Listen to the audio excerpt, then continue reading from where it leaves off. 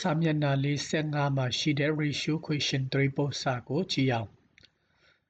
အဲဆိုတော့ year ခုနှစ်က2008ခု10 17 15နှစ်စာဖြစ်တယ်ပြီးရင်ဘာတွေပေးထားလဲဆိုတော့ sell gross profit net profit capital တွေပေးထားတယ်ဒါဆိုသူရဲ့ပေးထားချက်အရသူ sell ဆိုရင်သူက2008မှာ2သိန်း2သိန်း2000 3သိန်း2သိန်း8000 5သိန်းဖြစ်တယ်ပြီး gross profit ကလည်း3သိန်းခွဲ3သိန်း5400 3သိန်း8000 2သိန်း1000 2သိန်း9500 net profit ကတော့9000ခွဲ9000ခွဲ6000 6000 3000 9000 2500 capital ကတော့9သိန်း6သိန်း8သိန်း6သိန်းခွဲ10သိန်းဆိုပြီးမှဒါသူရဲ့ကိန်းဂဏန်းဖြစ်တယ်အဲဆိုတော့ဒီလုပ်ငန်းရဲ့အခြေအနေရောင်းရငွေဒီ gross profit ဒီ net profit ဒီ capital ဒီကြီးချင်းအဖြစ်တော့နှစ်စဉ်ဒါကိန်းဂဏန်းတွေကပိုပြီးမှများလာတယ်ကိန်းဂဏန်းတွေပိုများလာတဲ့အတွက်ကြောင့်မလို့ဒီလုပ်ငန်းကတူးတက်ပါတယ်လို့ပြောလို့မရဘူးဒါမနေ့ကလည်းပြောပြီးသား ratio ကဘာကြောင့်တွက်တယ်လဲဆိုတာပြောပြီးသားတော့ဒီငွေ amount တွေငွေ amount ဆိုတာတနည်းဖြစ်တာကိန်းဂဏန်းတွေပေါ့ဒီငွေပမာဏတွေကိုကြည့်ပြီးမှသူကလုပ်ငန်းတူးတက်တယ်မတူးတက်ဘူးဆိုတာပြောလို့မရဘူးကိန်းဂဏန်းတာမန်လူတွေကကြတော့ကျွန်တော်ဒါကိုကမနေ့ကလည်းပြောထားတာဟုတ်တယ်လို့လည်းမဟုတ်ဘူးဆိုတာပေါ့အဲဆိုငွေပမာဏတွေများလာလေမနေ့ကထက်ဒီနေ့မှာရောင်းရငွေပိုများလာတယ်ပိုရောင်းတယ်ပိုပြီးမှလည်းမြတ်တယ်ဒါကြောင့်လုပ်ငန်းတူတက်တယ်ဟုတ်တယ်လို့လည်းမဟုတ်ဘူးဒါကြောင့်လုပ်ငန်းတကယ်တူတက်လားမတူတက်ဘူးလားဆိုတဲ့ဟာကဒီငွေအမောင့်ကိုကြည့်ပြီးမှပြောလို့မရဘူးငွေအမောင့်ကြည့်ပြီးမှပြောလို့မရဘူးဆိုတော့ကျွန်တော်တချို့ကျွမ်းကျင်တဲ့သူတွေကတော့ကျွန်တော်တခါတည်းနဲ့ပြောလို့ရလိမ့်မယ်ဒါပေမဲ့မကျွမ်းကျင်သေးတဲ့အနေနဲ့ထားမှာငွေအမောင့်များလာတိုင်းလုပ်ငန်းတူတက်တာငွေအမောင့်နဲ့တွားလို့လုပ်ငန်းကျဆင်းတာမဟုတ်ဘူးဒါဆက်စချင်းမှလည်းအများကြီးပြောထားပြီးသားဖြစ်တယ်ဒါကြောင့်အခုဒီအခြေအနေကြီးလိုက်တဲ့အချိန်မှာငွေအမောင့်တွေကတော့ထောင်တက်သွားတဲ့တဖြည်းဖြည်းနဲ့ထောင်တက်လာတယ်ဒါပေမဲ့လုပ်ငန်းတူတက်တာဆိုတော့လုပ်ငန်းတူတက်လာတာလုပ်ငန်းတူတက်ဒါလားဆိုပြီးမှကျွန်တော်ပြောလို့လည်းမရပြန်ဘူးဒါကြောင့်ကျွန်တော်ဒါလုပ်ငန်းတကယ်တူတက်လားမတူတက်ဘူးလားဆိုတဲ့ဟာကိုကျွန်တော်ဒါဘာကိုကြည့်ရမှာဆိုတော့ဒီသူ့ရဲ့ငွေအမောင့်တွေကိုသူက ratio ပြောင်းရမယ်ဘာကြောင့်လဲဆိုတော့သူကဒီမှာ2008မှာတော့2သိန်းဘူးရောင်းတဲ့ချိန်မှာ gross profit 3သိန်းခွဲရတယ် net profit က9500ရတယ်ပြီးရင်2သိန်းဘူးရောင်းတာက9သိန်းရင်ထားလို့ဖြစ်တယ်ပြီးရင်ဒုတိယနှစ်မှာကျတော့2သိန်း2000ရောင်းမှ3သိန်း9400မြတ်တယ်ပြီးရင် net profit ကတော့9500ပဲဖြစ်တယ်တူးတက်တယ်ဆိုတော့ဒီမှာ2သိန်း2000ဖူးရောင်းတဲ့ကြောင့်သူကဒီမှာအမြက်က6000လောက်ဖြစ်ရမှာတရင်မြက်က6000လောက်ဖြစ်ရမှာဒါပေမဲ့9000ခွဲပဲဖြစ်နေတယ်ပြင်ပုံမှန်အတိုင်းတွားနေတာဆိုရင်ဒီမှာ2သိန်းမှာ9000ခွဲဆိုတော့4သိန်းမှာဆို3သိန်း1000လောက်မြည့်ရမယ်ဒါပေမဲ့အခုက4သိန်းတောင်မဟုတ်ဘူး5သိန်းတောင်ဖြစ်သွားပြီ5သိန်းတောင်ဖြစ်သွားပြီဒါပေမဲ့3သိန်းတောင်မမြတ်ဘူးဒါကြောင့်ဒါလုပ်ငန်းတူးတက်တာမဟုတ်ဘူးရောင်းရငွေများလို့အမြတ်များတာဒါကလုပ်ငန်းတူးတက်တာမတူးတက်တာနဲ့အဲ့လောက်မဆိုင်ဘူးပြီးရင်ရောင်းရငွေပိုများတယ်ဆိုတာကသူက capital များလို့ရောင်းရငွေပိုများတာအဲ့လိုမျိုးဖြစ်တယ်ဒါကြောင့်ဒါတည်းရဲ့ချိတ်ဆက်နေတာပဲဖြစ်တယ်ဒါကြောင့်လုပ်ငန်းတူးတက်လားမတူးတက်ဘူးလားဆိုတော့တီးဖို့အတွက်ဆိုရင်တရားပေါ်မှာခြေခံပေးမှတွက်မယ်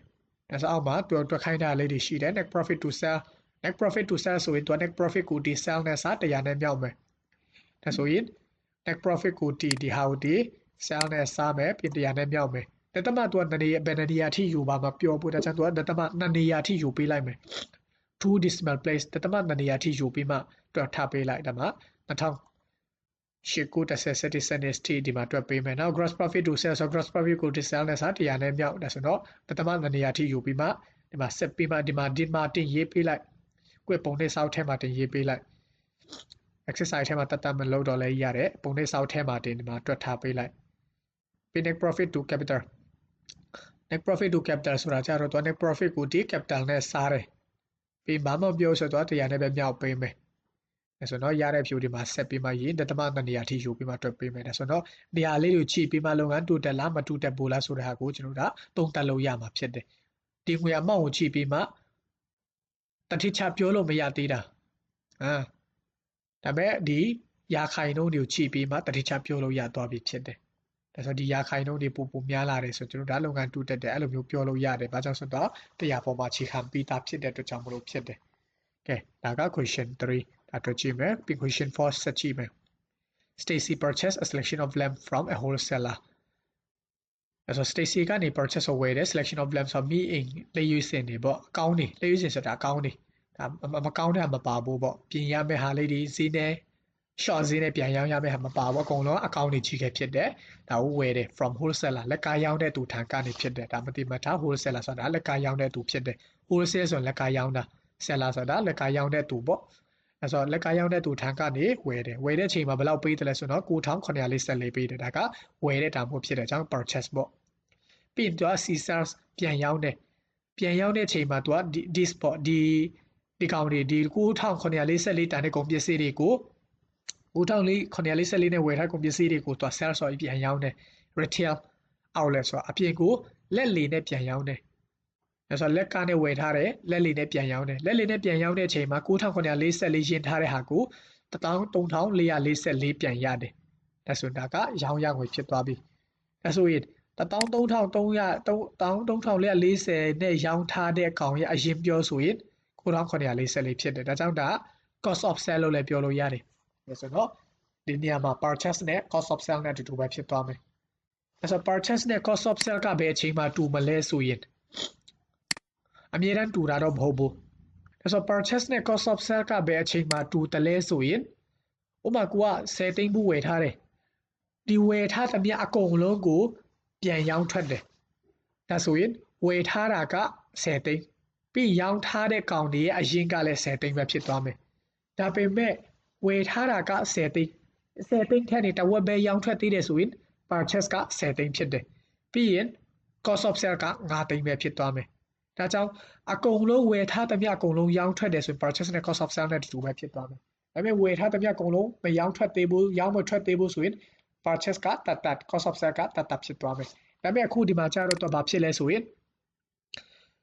13440ဆိုတာကဒီ9944နဲ့ဝယ်ထားတဲ့ဟာတွေဖြစ်တယ်ဒါကြောင့်တဘောကဝယ်ထားသမျှအကုန်လုံးဒါရောင်းထွက်တယ်ဒါကြောင့်ဒါ purchase လည်းဖြစ်တယ်ပြီးရင်ဒါရောင်းထားသမျှအကုန်လုံးရောင်းထွက်တာဖြစ်တဲ့အတွက်ကြောင့်မလို့ဒီရောင်းထားတဲ့ကောင်တွေရဲ့အရင်လည်းဖြစ်တယ်ဒါကြောင့် cost of sale လည်းဖြစ်တယ်ဒါဆိုကျွန်တော်ဒီမှာ purchase အနေနဲ့သုံးသိရင် purchase အနေနဲ့သုံးမယ် cost of sale အနေနဲ့သုံးရမယ်ဆို cost of sale အနေနဲ့သုံးမယ်ဒါပဲဆိုတော့ဘယ်ချိန်မှာ cost of sale ဘယ်ချိန်မှာ purchase ဆိုတာကကျွန်တော်ဒါလိုအပ်တဲ့ချိန်မှာပြောင်းသွားမယ်ဒါပေမဲ့ဘယ်ချိန်မှာဒီနှစ်ခုတူတယ်လဲဆိုတာပြောပြီးသားဝယ်ထားသမျှအကုန်လုံးရောင်းထွက်တဲ့ချိန်မှာ purchase နဲ့ cost of sale နဲ့အတူတူပဲဖြစ်သွားတယ်ဒါသိရမယ်ဒါဆိုတော့ခိုင်းတာဘာတွေလဲဒါဆို calculate markup percent and margin percent to one decimal place တဲ့တမတနေရာထိယူပြီးမှ markup နဲ့ margin percent တွက်ပါဒါဆိုရင် margin ဆိုရင်margin ဆိုဘာဒီဘာနဲ့စလဲဆိုရင်gross profit ကိုဒီ sell နဲ့စတရားနဲ့မြောက် markup ဆိုရင် cost of gross profit ကိုဒီ cost of sell နဲ့စတရားနဲ့မြောက်ဒါဆို cost of sell လို့တယ် cost of sell လို့တယ်ဆိုတော့ကျွန်တော်ဒီပမာဏ cost of sell အနေနဲ့သုံးရမယ် purchase အနေနဲ့သုံးစမ်းမလို့ဒီမှာ cost of sell အနေနဲ့သုံးရမယ်ရတဲ့ဆိုတော့ကြည့်မယ်ဆိုရင်ဒီမှာစမနာ45 question 4 page Stacy ဖြစ်တယ်ပြီး cost of sell 9944 sell ကတော့13440ဒါ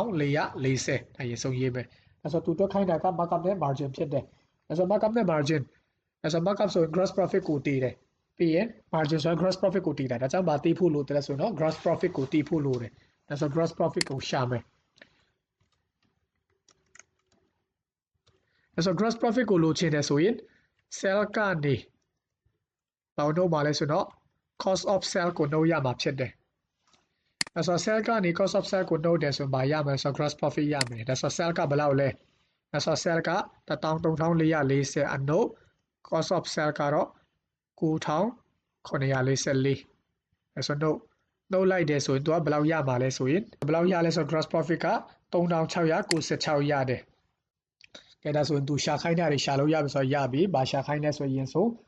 markup percent ဖြစ်တယ် markup percent ဆို gross profit ကိုဒီ cost of sell နဲ့စားပြီးတရားနဲ့မြောက်တယ်ပြီးရင်အစားထိုးမယ် gross profit ကဘယ်လောက်လဲဆိုရင်3696ဖြစ်တယ်ပြီးရင်အစား cost of sell ကတော့9944ပြီးရင်အမြောက်100အဲဆိုရှင်းဘယ်လောက်ရမလဲဆိုရင်ဘယ်လောက်ရမလဲဆိုတော့39ဒသမ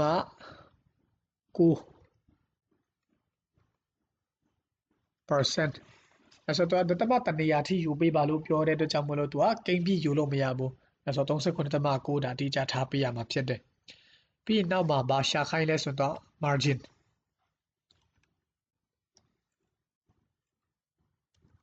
အဲ့ဆို margin percent အဲ့ဆို margin percent ဆိုရင်သူက gross profit ကိုတည်ပြီးရင် sale revenue နဲ့စားမယ်ပြီးရင်100နဲ့မြောက်တယ်အဲ့ဆို gross profit ကတော့ကျွန်တော်တို့ပေါ်မှာပါပြီးသား3696အစား sale က13440ပြီးရင်အမြောက်100ရမှာဆိုတော့ 27.5 ရမယ်ဒါဆိုတော့အဓိပ္ပာယ်ပါလဲဆိုရင်Stacy အနေနဲ့100ဖို့ရောင်းတိုင်းမှာ gross profit 27.5 ရတယ်ပြီးရင်100ဖို့ရင်းတိုင်းမှာ39.9 gross profit ရတယ်အဲ့လိုမျိုးဖြစ်သွားမယ်ဒါဆို100ဖို့ရောင်းတိုင်း 27.5 gross profit ရှာနိုင်တယ်100ဖို့ရင်းတိုင်းရင်းတယ်ဆိုတော့ကုန်ပစ္စည်းအရင်ပေါ့အဲ့ဆိုကုန်ပစ္စည်းအရင်100မှာ gross profit 39.9 ရှာနိုင်တယ်ရတယ်ဆိုတော့အဓိပ္ပာယ်ဖြစ်သွားမယ်ကဲဒါက question 4ဖြစ်တယ်ဆိုတော့ question 3ကိုတော့ကိုတွက်ကြည့်မယ် question 4ကိုတော့ဒီမှာတွက်ပြထားပေးတာဖြစ်တယ်ကဲရပြီ